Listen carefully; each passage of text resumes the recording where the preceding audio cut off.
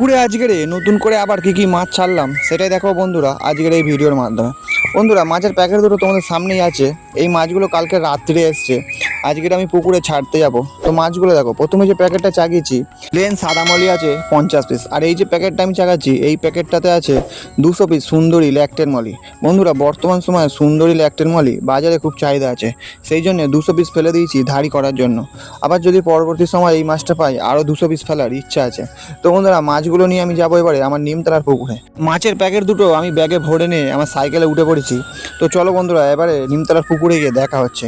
তো বন্ধুরা আমরা নিমতলার পুকুরে এসে পড়েছি। আগের দিনের ভিডিওতে আমি দেখিয়েছিলাম যে এই পুকুরে নতুন করে কী মাছ ছেড়েছিলাম, আর আজকের আবার 2 প্যাকেট মাছ এনেছি ছাড়ার জন্য। আগে যে মাছগুলো আমরা ছেড়েছিলাম সেই মাছগুলো তোমাদেরকে আমি এখন দেখাবো। তার আগে এখন যে 2টো প্যাকেট নিয়ে এসেছি সেই 2টো প্যাকেট আমি পুকুরে ছেড়ে দেবো সিজন করানোর জন্য। তার কারণ যেহেতু কাল রাত থেকে মাছগুলো প্যাকেট হয়ে আছে, আর মাছগুলো যে প্যাকেটে আছে সেই জলটা হলো কলের জল, তাই দুটো জলের টেম্পারেচার এক করার জন্য মাছের প্যাকেট দুটো আমি সিজন করতে পুকুরের মধ্যে ছেড়ে দিলাম। এবারে আমি পুকুরে নামবো, তার জন্য মাছের খাবারের প্যাকেটটা আর একটা হাত নেট নিয়ে নামলাম। হাত নেটটা নিয়ে নামলাম তার কারণ তোমরা ভিডিও শেষে দেখতে পাবে।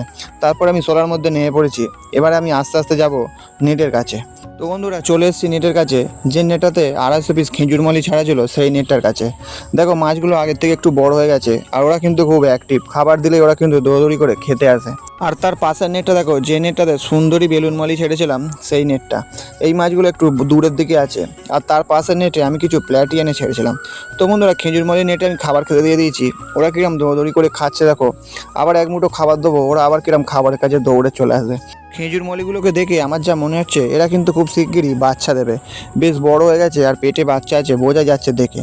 তারপরে চলে এসেছি সুন্দরী বেলুন মলির কাছে। প্রথমে এসে নেটটাতে একটু জল নেড়ে তাড়া দিয়ে দিলাম, তারপরে দেবো আমি খাবার। বন্ধুরা মাছকে খাবার দেওয়ার আগে একটু জল নেড়ে দেবেন, তাহলে দেখবেন মাছ কিন্তু একটা টাইম বুঝতে পারবে যে আমাদের খাবার দেওয়ার সময় হয়েছে, তাহলে ওরা কিন্তু খুব অ্যাক্টিভ থাকবে।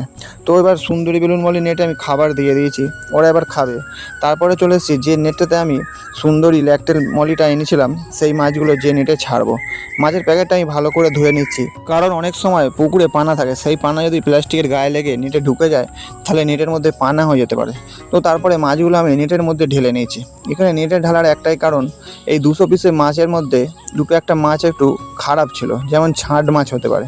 সেই জন্য সেই মাছগুলো আমি আগেই বার করে নেবো, তার কারণ যেহেতু এটা দামি মাছ, তাহলে ছাঁট হয়ে গেলে তাহলে আমার লস হয়ে যাবে। তাই ছাঁট মাছগুলো আমি বেছে বেছে বার করে নিচ্ছি। 2টো মাছ বার করার পরে আবার একটু নাড়াচাড়াতে দেখছি যে না বন্ধুরা আর ছাঁট মাছ নেই। এবারে সুন্দরী ল্যাকটেল মলিগুলোকে আমি আস্তে আস্তে ছেড়ে দেবো, আর ওরা কিরম নেটের মধ্যে চলে যাচ্ছে। বন্ধুরা আশা তো করছি হয়তো কিছুদিনের মধ্যে এই মাছগুলো ধাড়ি হয়ে গিয়ে বাচ্চা দেবে। তো মাছগুলো সব নেটের মধ্যে ছাড়া হয়ে গেছে, এবারে যাব আমরা অন্য একটা নেটে সাদা মলিগুলোকে ছাড়তে। তো বন্ধুরা সাদা মলির প্যাকেটটা আমি সোলার কাছে নিয়ে চলে এসেছি। এবারে এই প্যাকেটটাও ভালো করে ধুয়ে নিয়ে আমি যাব অন্য একটা নেটে ছাড়তে। তার আগে আরেকবার দেখিয়ে দিচ্ছি তোমাদের, যে সুন্দরী ল্যাকটেল মলিগুলো সবে ছাড়লাম তারা কিন্তু নেটের ধারে ধারে ঘোরা আরম্ভ করে দিয়েছে। ওরা ভাবছে নতুন জায়গায় এলাম আবার কি করবো রে বাবা। তারপরে সাদামলির প্যাকেটটা নিয়ে চলে যাব যে নেটটাতে আমি সাদামলি মাছ ছাড়বো।